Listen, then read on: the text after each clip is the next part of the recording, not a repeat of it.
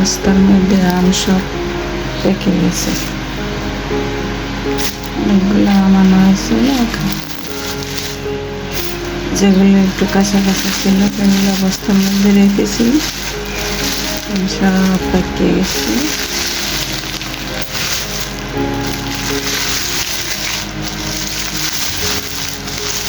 এই গরমে আম কাঁঠাল পাকে, আমগুলো একেবারে ফ্রেশ, ইনশাআল্লাহ খেতে এত ভালো লাগে বলার মতো না।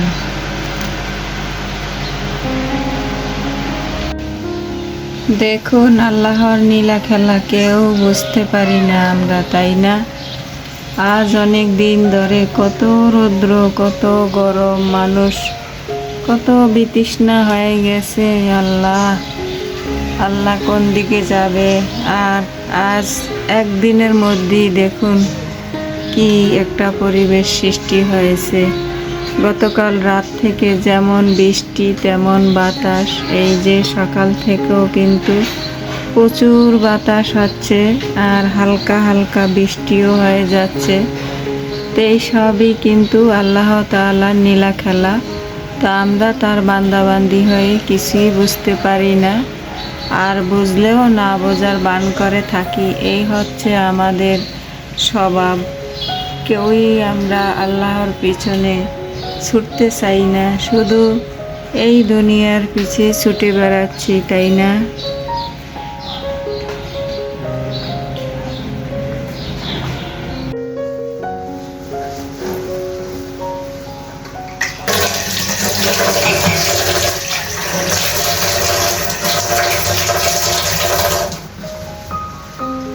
আসসালামু আলাইকুম, কেমন আছেন সবাই? আশা করছি আমার প্রিয় ভাই বোনেরা ও দিদিমণিরা কাছে কিংবা দূরে, দেশ কিংবা দেশের বাইরে যে যেখানে আছেন, আল্লাহর অশেষ রহমতে সবাই অনেক বেশি ভালো আছেন এবং সুস্থ আছেন। আমিও আলহামদুলিল্লাহ। এই তো আবার হাজির হয়েছি আপনাদের মাঝে নতুন দিনের নতুন একটা ভিডিও নিয়ে। আশা রাখতেছি আমার আজকের ভিডিওটিও আপনাদের কাছে ভালো লাগবে ইনশাআল্লাহ। তো আমার সাথে থাকুন আর দেখতে থাকুন। আর এই তো অফ ক্যামেরায় চা নাস্তা হয়ে গেছে, যে যার গন্তব্যস্থানে চলে গেছে। এখন বাসায় বসে আমি একটু টুকটুক করে আমার সংসারের কাজগুলো করছি, আর আপনাদের সাথে সেখান থেকে ছোট ছোট ক্লিপ শেয়ার করছি। সব তো আর শেয়ার করা সম্ভব না, তো যতটুকু পারছি ততটুকু করছি আর আপনাদের সাথে সময় কাটাচ্ছি। তো কি অবস্থা আমার ভাই বোনেরা ও দিদিমণিরা, আপনারা কে কেমন আছেন? তো দেখুন আল্লাহ চাইলে কত কিছু করতে পারে, আর বান্দারা আমরা কিছুই করতে পারি না। আজ বেশ কয়েকদিন ধরে খুব রৌদ্র আর খুব গরম ছিল, যে যার জন্য আমরা হতাশ হয়ে পড়েছি, অনেক অস্থির হয়ে পড়েছি, অনেক জায়গায় অনেক অসুস্থ হয়ে গেছে মানুষ। কিন্তু আল্লাহ তাআলার ইচ্ছা যখন হয়েছে তখনই তিনি বৃষ্টি দান করেছেন আমাদের জন্য। তো গতকাল রাত্রে কিন্তু অনেক বৃষ্টি হয়েছে এবং সেই সাথে খুব বাতাস হয়েছে। তো বাতাসের প্রবলটা একটু বেশি ছিল। তো সকাল থেকেও কিন্তু ঝিরিঝিরি বৃষ্টি পড়ছে আর প্রচুর বাতাস হচ্ছে।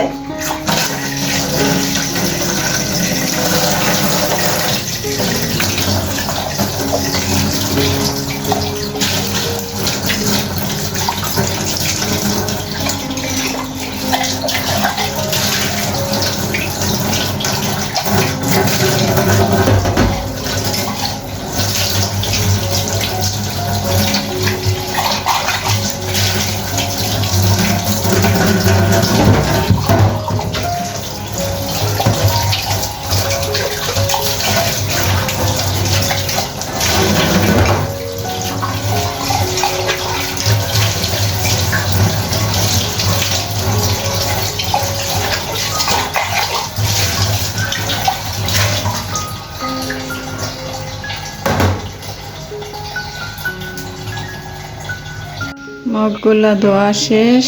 এই যে দেখুন, আমার বাসায় কিন্তু প্রচুর বাতাস ঢোকে, যা বলার মতো নয়। এই যে দেখুন কতটা বাতাস আসছে বাসায়, আর বাতাসে এই যে ঘরের পর্দাগুলো দোল খাচ্ছে। তো এখন এই তো কাজে লেগে পড়েছি, মগগুলো জায়গায় রেখে দেব। তো সকাল হলে নাস্তা করার পর আর কিন্তু আমরা নিঃশ্বাস নিতে পারি না, কাজ একটার পর একটা আমাদের জন্য হাজির হয়ে যায়, তাই না?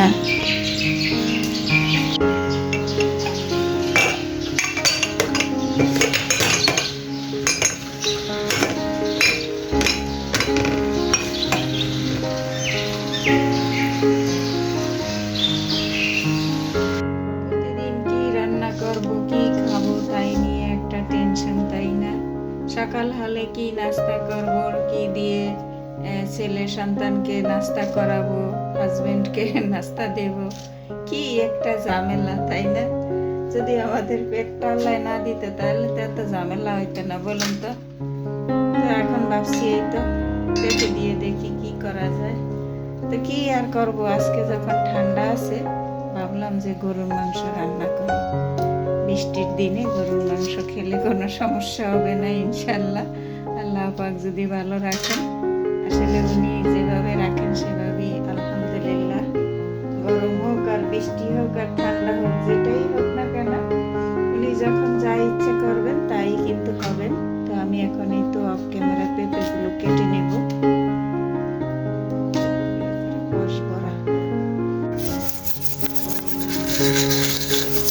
পেঁপেগুলো কেটে কুটে রেখেছি, মাংস ফ্রিজ থেকে নামিয়ে ভিজিয়ে রেখেছি। আর এই তো এখন তার আগে রান্নাবান্না করার আগে বেসিনটা একটু ক্লিন করে নেই। তো এই কয়দিন ধরে আমার ক্লিন করতে হয় না, আপনাদের ভাইয়াই করেছে। তো আজকে মনে হয় খেয়াল ছিল না, আর না হয় চোখে পড়ে নাই, দুইটার একটা। যাই হোক, এখন আমি ক্লিন করে নিচ্ছি। তো জানি না এই পর্যন্ত আমার আপু ভাইয়ারা দিদিমণিরা কে কে আমার সাথে আছেন, ভিডিও দেখছেন, কিন্তু একটা লাইক দিতে ভুলে গেছেন। তো প্লিজ সবাই একটা লাইক দিয়ে পুরো ভিডিওটা দেখে নেবেন। সবাই সবাইকে সহযোগিতা করবেন, সবাই সবার পাশে থাকবেন, তাহলে সবাই এগিয়ে যাব ইনশাল্লাহ। কেউই পিছিয়ে থাকবো না, এখানে কেউ হিংসে বিদ্বেষ করবেন না, সবাই মিলেমিশে কাজ করবেন। মানুষ আজ আছি তো কাল নেই, তো মানুষ কিন্তু চিরস্থায়ী নয়, কিন্তু মানুষের আচার আচরণ ব্যবহার এগুলো কিন্তু থেকে যায়।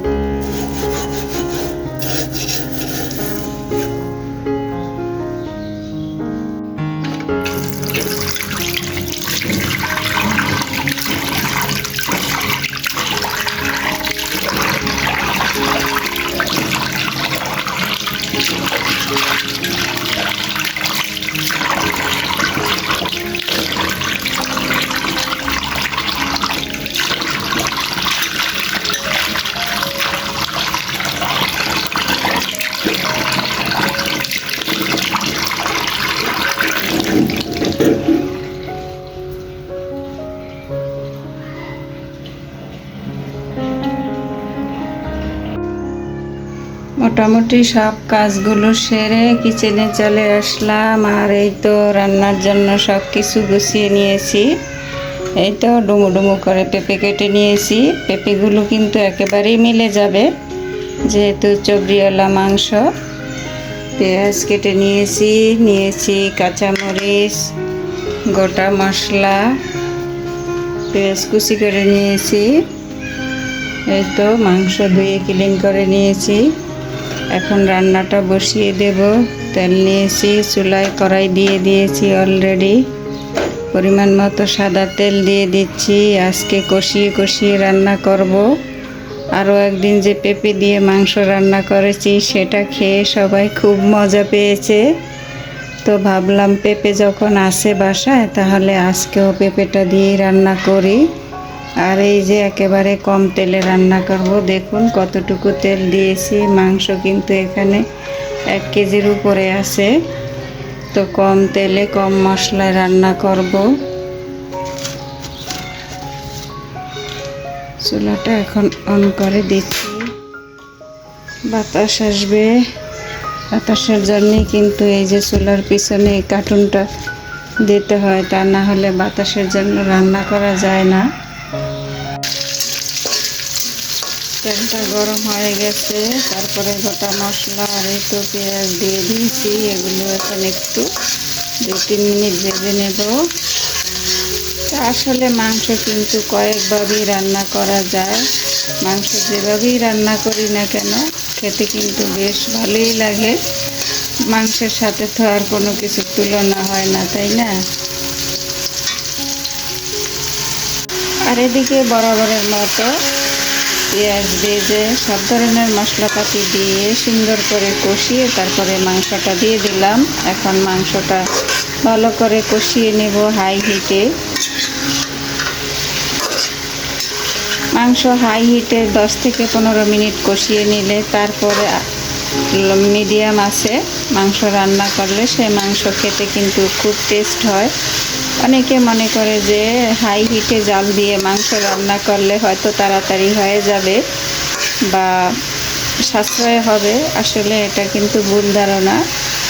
প্রথমে যদি আপনি মাংসটা কষানো অবস্থায় হাই হিটে 10 থেকে 15 মিনিট ভালো করে কষিয়ে নেন, তারপরে মিডিয়াম আঁচে মাংসটাকে রান্না করবেন, দেখবেন মাংসটা খেতে এতটা সুস্বাদু হয় আর মশলাগুলো মনে হয় মাংসের ভিতরে পুরোপুরি ঢুকে যায়।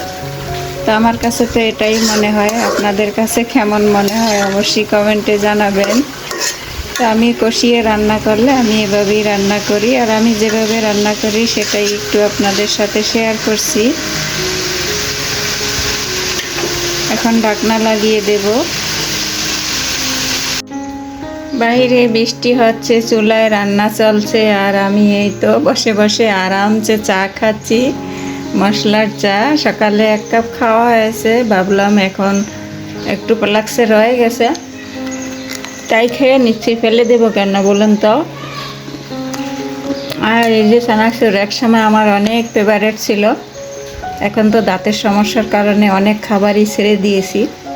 এই চানাচুর দিয়ে রং চা দিয়ে খেতে বেশ মজা লাগে। কেউ খেয়েছেন কি না আমাকে জানাবেন। আমি তো অনেক খেয়েছি, এখন তো সেভাবে খেতে পারি না, তাই আর শেয়ারও করা হয় না। ভাবলাম আজকে চাটা যখন আছে, চানাচুরও বাসায় আছে, অল্প করে একটু নিয়েছি, এখন আরামসে বসে চাটা খেয়ে নেব। মাশাআল্লাহ 15 মিনিট পর ফিরে আসছি। এই যে দেখুন মাংসের কালারটা কতটা সুন্দর হয়েছে। আমি কিন্তু খুবই কম তেল দিয়েছি, তো আপনারা তো সেটা দেখতেই পেয়েছেন। মাশাআল্লাহ।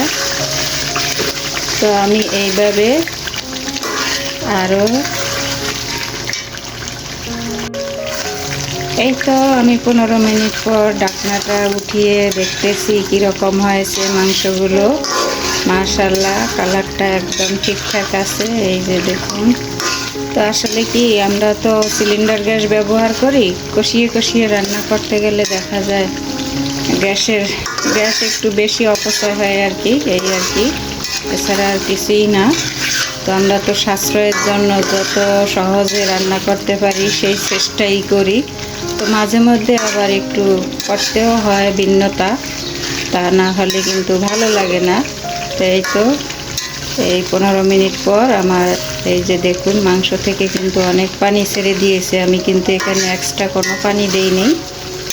আর মোটামুটি এই যে দেখুন তেলের অবস্থা কি, আমি কিন্তু অল্প পরিমাণে তেল দিয়েছিলাম, সেটাও দেখতে পেয়েছেন। তো আমি মাংসটাকে টোটালে 80% কষিয়ে তারপরে পেঁপে দিয়ে দেব, বাকি 20% পেঁপের সাথে সেদ্ধ হয়ে যাবে, কারণ পেঁপে দিলে তো মাংস এমনি সেদ্ধ হয়ে যায়। তো সেই জন্য আমি আগে 80% সেদ্ধ করে নেব মাংসটা, বা কষিয়ে নেব।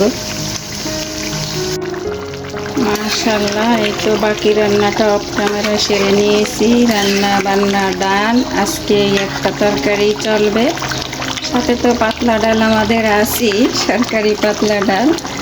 এই তো সব শেষে দিয়ে দিচ্ছি গরম মশলার গুঁড়ো। তো আজকের ভিডিওটি আমার এখানেই শেষ করব। হঠাৎ করে মেহমান চলে আসছে, আর কোনো ভিডিও শেয়ার করতে পারবো না। তো সবাই ভালো থাকবেন, সুস্থ থাকবেন, নিরাপদে থাকবেন। দেখা হবে নতুন কোনো ভিডিওর মাধ্যমে। আল্লাহ হাফেজ। আসসালামু আলাইকুম ওয়া রাহমাতুল্লাহি ওয়া বারাকাতুহু।